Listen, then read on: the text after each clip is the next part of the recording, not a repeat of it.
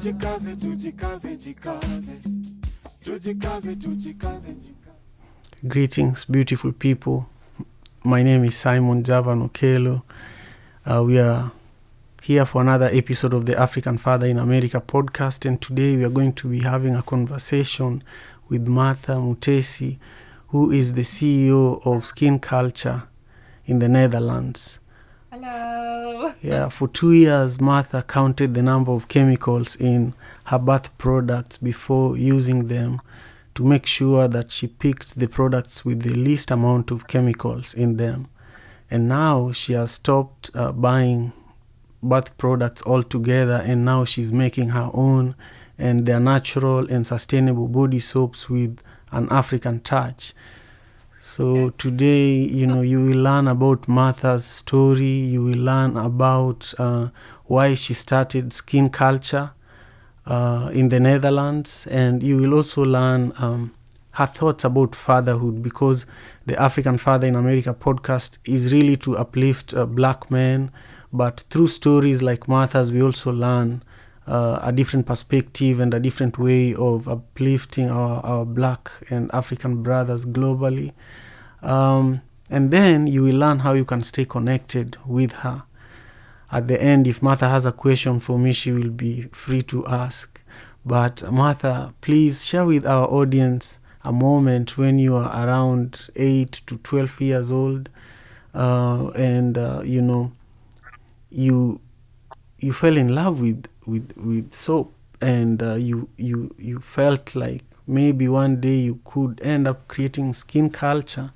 Is there a moment around that period when such a realization occurred to you? I'm asking this because when I was 8 years old, I was supplying milk and bread in our neighborhood in Kisumu, Kenya. I was a salesman, and that was the moment that, vividly reminded me that, wow, now I have to do something. I have to start fending for myself, And so I always love asking the guests that I talk to about how it was for them around that time. All right. So, yeah, when I was 8, let me see, where was I? I think I was here. I definitely was here in the Netherlands, because that's right now. And I guess, I was just a kid going to school. I grew up, I was raised by a single mom, a very strong, independent single mom. So I think by the age of between 8 and 12, I remember I was always so fascinated with my mom, because the used to get up in the mornings and get dressed, and I remember her perfume. I just remember the scent. Oh, it smells so good. But she would get up, get dressed, look her best ways. And she was a nurse, and also still a student. She was a nurse during the day, also in the evening hours, and then she used to come back home and sit on the dinner table and study. She made sure that dinner was cooked for me, but I was just a kid going to school, coming back, eating my dinner because mom had already set the plate there, doing my homework. Although I have to admit I didn't have a lot of homework because I used to be a great student. I did everything at school, so I didn't need to do it at home. And I was always reminiscing about the days when I was in Africa. I was always reminiscing about the community and how everybody used to take care of each other, because I was raised by a single mom. I was missing that community feeling, So you are raised by a single mom in the Netherlands? Yes. So, yes. But is your mom from Rwanda? Is that right? Yeah. Okay. Yes, my mom is from. Okay. Yeah. Wow. Yeah, that must have been an inspiration indeed. I can relate because I was also raised by. My mom was not a single mother, but she was like a single mother. The way that she fought for us by herself. Most of the time, she was a second wife in a polygamist marriage. Was just really inspiring, Yeah, really, really inspiring. So, I still want to talk a little bit about this moment in time. So you said that you smelled your mom's perfume. I still want to get to this point where you're now, you can connect that moment to who you are now. At that moment taught me a lot. Yeah. My mom didn't say it in a lot of words, but she just showed me that a woman should just um, always look her best for herself, because that will make her walk the the path she walks outside, make her walk it with much more pride, And I guess. confidence, yeah. Yeah, I remember Confidence, my yes. mom always looked good. Like Yeah. she always had E- those colorful, African dresses, mhm. nice, On a bad necklaces. Yeah. Yeah, even on a bad day, nobody can ever tell that my mom has a bad day, because Yeah. she would always look amazing. And even though we didn't have the means to look our best, just her presence and the way she took care of herself. And that's where I got the whole natural way of living from, Right. because my mom, the bare minimum of cosmetics or any other products. But till this day, if she sits right here next to me, people say, "That's your big sister. It's not your mom." So, Wow. Yeah, that's amazing. That's amazing. Now, share with me how then you moved from that moment to creating skin culture, and I also I want to ask you to share with me your experience as an African immigrant in the Netherlands. Uh, you yeah. know, so share with us the story of skin culture. How did you move from just being passionate about the smell of your mom's perfume to smelling to looking at the details of every bath product that you are using to make sure you pick the ones with the least amount of chemicals. Uh, Mm-hmm. and then I would just love to understand, the experience a little bit of you growing up in the Netherlands. I know a few people from the Netherlands that are not. You're the first African from the Netherlands I'm connecting with, so I'm really Good. actually excited about our conversation today. Yeah, so Yeah, okay, my culture story.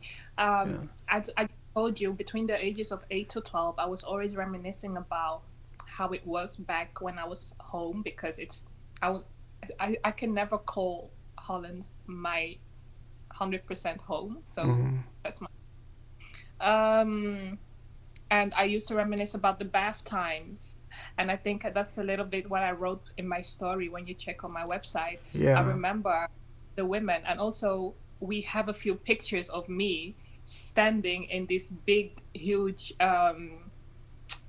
bath. I don't know how to call them, bath tubes, and the women, they put them outside, and just like the kids take their baths. And I remember the aunties and the grandmothers, they used to put in certain herbs.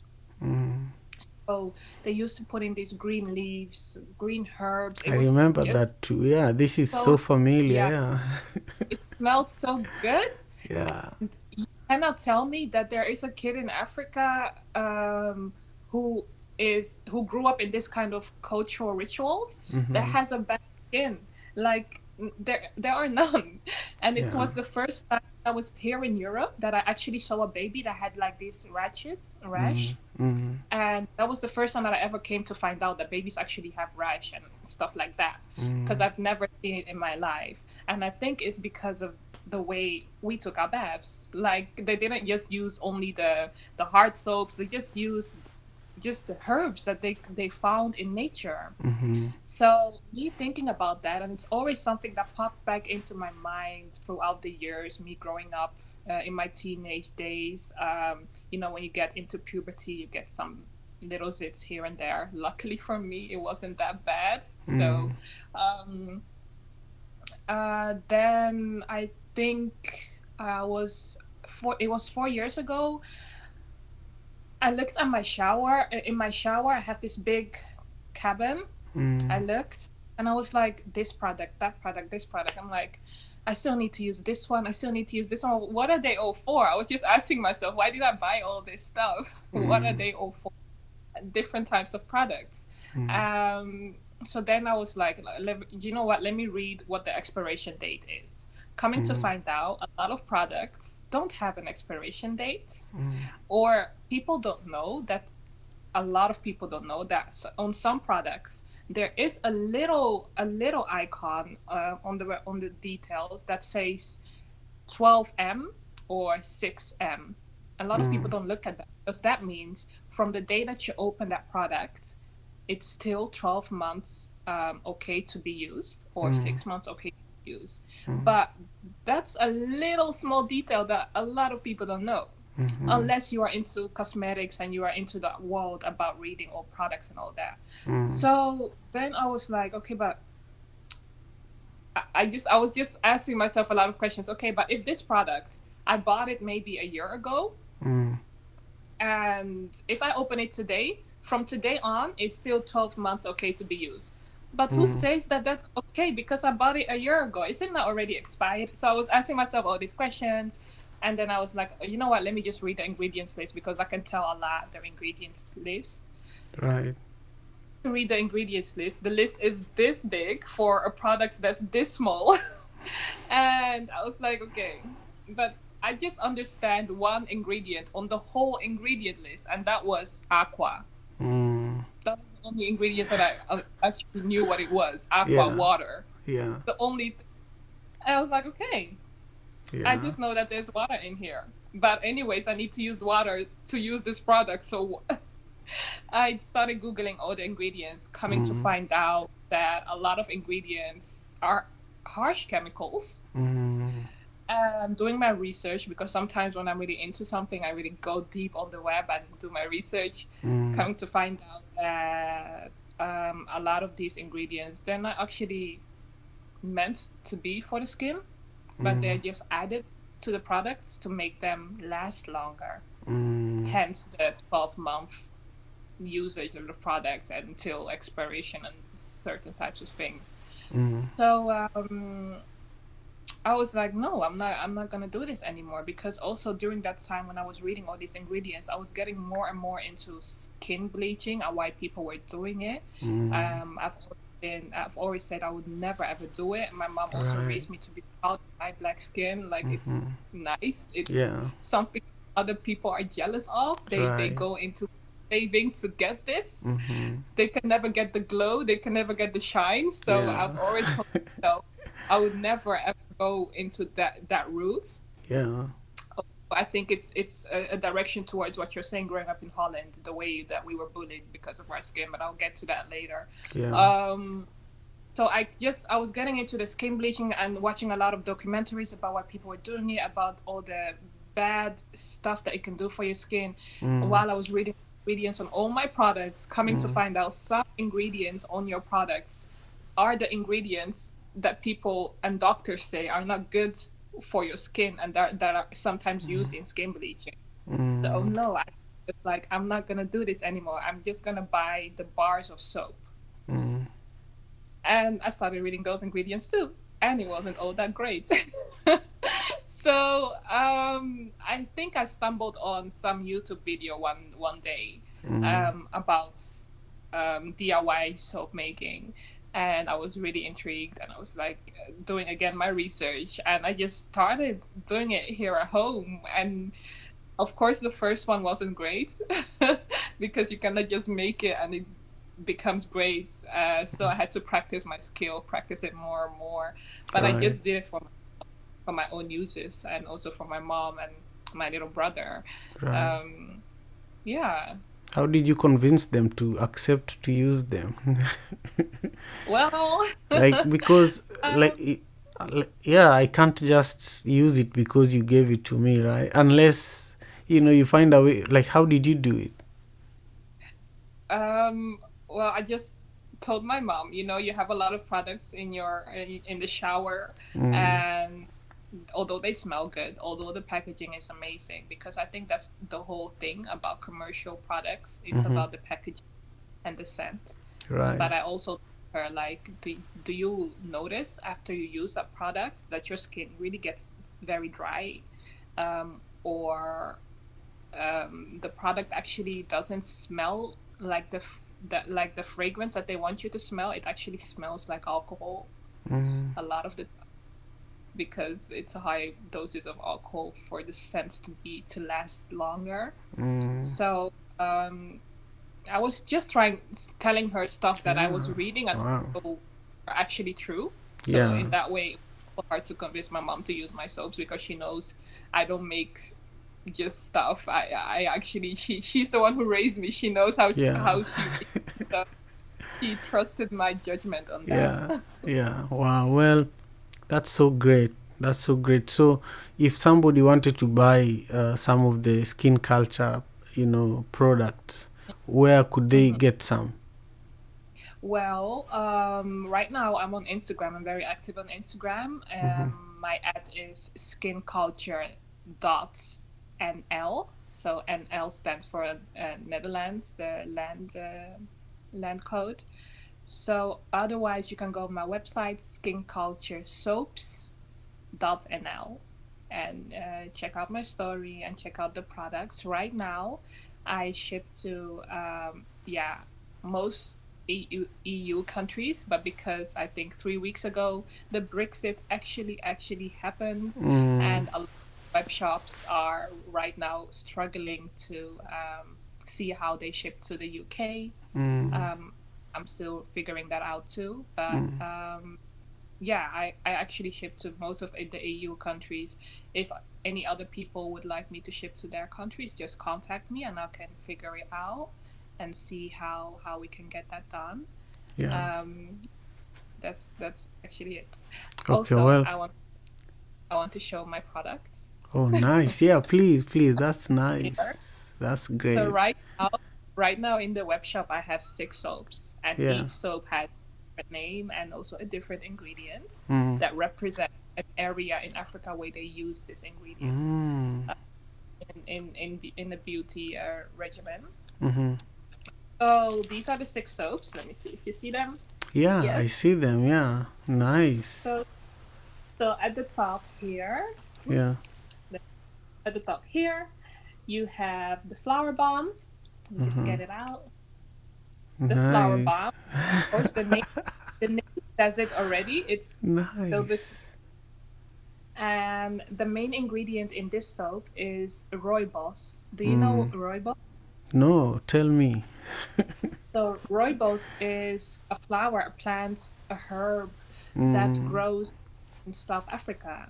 mm, Um, Around the world, a lot of people drink rooibos tea because it's mm-hmm, actually very health. mm-hmm, It's relaxing too, and mm-hmm. it's let me see. It doesn't have this ingredient that cannot make you sleep. I think it's theine. It's in Dutch. I'm so sorry. I don't know in English. But it's like if you put caffeine in coffee, in tea, there's also something. Mm-hmm. So that's rose. Mm-hmm. And this soap can be used for your body. I just put flowers on top. I put roses and lavender just Mm. for, yeah, the presentation. And I think Yeah. the ladies really like soap. Yeah. Wow. I can see your passion about this. Yeah, thank you. So Yeah. yeah, that was used in South Africa for a Mm. while, as a beauty regimen, but also just as a good herb for your health. Yeah. What's your Um, favorite then we of all the yeah, I like all the I'm products I'm that you have? I'm getting to my favorite. That is Okay. this one. It's Mm. the Blue Moon Garden. Mm. So the Blue Moon Garden, it's a scrub soap. So I Mm. combined two things that you do when you take a shower or you take a bath Mm. that some people do every other week. It's scrub your body, because we take a shower and we forget actually that there are still bits of dirt left on our skin. Mm. So we need to sometimes scrub it good. In Mm. Africa, we use the loofah, of course. That's what Mm-hmm. we grew up with. Mm-hmm. But in the Western world, sometimes they don't know that you actually have to really scrub your body good, and they have a lot of scrub. So I combine that to a soap. In this soap, you have neem powder. I think a lot of people in I East love neem, Asia, if yeah. I Yeah, know neem, yeah, yeah, the neem plant. trees, yeah. Yes, but in Africa we use that too. So here in Europe, neem is advertised like an East Asian thing that's good, Mm. but a lot of people forget that in Africa we have neem too, and we use it Oh too. yeah, And we women, use it everywhere. I used to yeah, drink it, yeah. Whenever I used to get sick, yeah. yeah, if you drink it, it helps you with, it treats over 40 diseases, you know? It's a powerful herb. Oh, Yeah. Okay, exactly. So keep that's going. my favorites. Okay. Yeah, but the soaps people can read on my website. Each Yeah. soap has, yeah, a different ingredient that's used in Africa. Man, thank you. Thank you for, showing and sharing and just demonstrating. I just wanted to smell them. Yeah. Yeah, and I'm so proud of you. I'm Yes. just so proud of you, and just how passionate you are. It's really amazing to see that.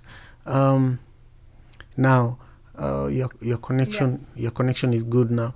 Now, I wanted us to talk a little bit about fatherhood, and this is going to also allow you to talk about a question that I asked you earlier. A lot of the time when people talk about black fathers, people say that we are absent. People say that we are not responsible. For example, you are raised by a single mom.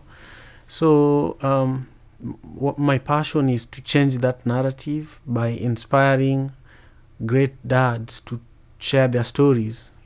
I consider myself a great dad, and I have a lot of friends now who are great dads. So I just want to inspire more black fathers to be great, so that we form a strong society, a strong black society globally. Uh, I completely, yeah. so that's my passion. That's why I started this podcast. And Mm. I want you to just talk to me about, you know, if you are given an opportunity to talk to all black young dads, what would you tell them about fatherhood? Well, one thing that I want to jump on real quick is that I completely understand why you're doing this podcast, and it's well needed. If I were to talk to black young dads, sometimes we forget that those black young dads also didn't really have a father Mm-hmm. figure Right. up. So it's hard if you have to be something that you never saw as an That's example.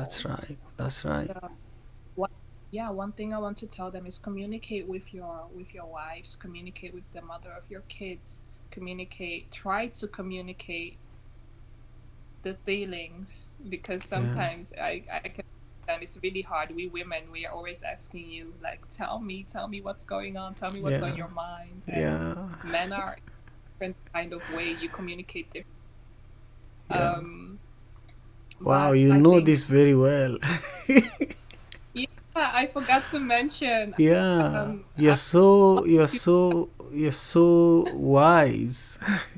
You're wise beyond your age. This is amazing. Yeah, Keep going. I'm sorry. I'm sorry I stopped you, but keep going. it's okay. It's okay. No, but I kind of also focus on these kind of issues because I'm a master student clinical psychology, Mm-hmm. and we want to focus on the mental health and well-being of mainly our people, because Mm-hmm. we have a lot of that are mostly not discussed in the psychology and mental health world. So these are things that interest me, and I do my research in my off days. Right. But my advice for young black fathers: try to communicate your feelings, but also communicate your, it's hard, but communicate your insecurities, because Right. if you communicate to us what you're feeling, we can move with you in a way that is best for our relationship, but also for our growth as parents. You know what I mean? Yeah. Communicate your Yeah. feelings and communicate your insecurities, right? Yeah. Wow. Yes. You thought Because a lot sometimes about this. I feel like I learned, I'm just thinking. I feel like I Yeah. learned I learned two things. I will be communicating my Mm. feelings better, and also I will be communicating my insecurities better. Now, I just wanted you to share with us how people can connect with you after our conversation today. How people can connect with you, and then I want you to ask me any question or share with us anything that you feel that you need to share that I did not ask. Well, how people can connect with me is Yeah. again from my Instagram page or also Facebook page. It's at skinculture.nl. But Okay. with me personally, you can connect with me at Marvelous on Instagram. But my at is in my skin culture page. So you have to go to my skin culture page to connect with me first. Excellent. um, yeah. And also, sorry, what was your other question? Do you have any question for me, or do you have anything to say that I did not ask? This is just in Yeah. closing. Yeah. Mhm. Yes. So, yeah, I would actually want to ask you the same question because I was really curious. From what I've seen, you are a great dad. What would you have advised your younger self before becoming a father? What would you have advised that young? That's a good question. Yeah. If I were to give my younger self advice, I would probably tell my younger self not to think too much about what being a father is, and to enjoy the moment of being young and just be present with it, because I was responsible from when I was 8 years old. I was working, riding my bicycle every morning from 2 a.m. To around 6 a.m., delivering milk and bread in our neighborhood, and then going to school. I did that for Mm-hmm. years, and we were traveling sometime with my mom from market to market selling things. So we had to work in order for us to live. I didn't enjoy Mm-hmm. my childhood enough. I didn't play enough. Now that I have kids, I'm playing a lot more and I'm enjoying it. So I think my relationship with my mother has also built me as a man, and I would encourage my younger self to spend more time with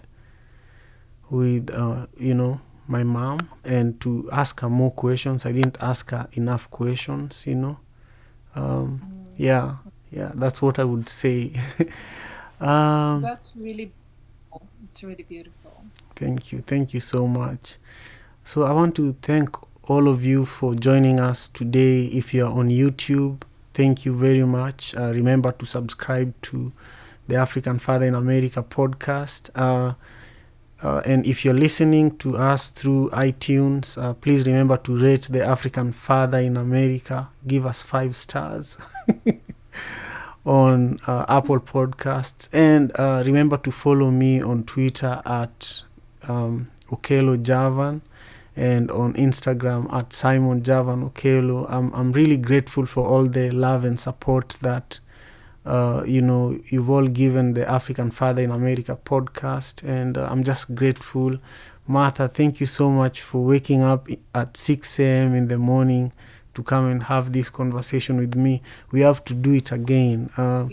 Yeah, we have to do it again. We have a lot more to talk about. So just send me another date right after this conversation, okay? Please, yes. Thank you too, Simon. I really, Okay. really enjoyed your enthusiasm and you reaching out to me. Thank you. Thank you so much. Take care. Thank you. African Father in America. Tujikaze, tujikaze.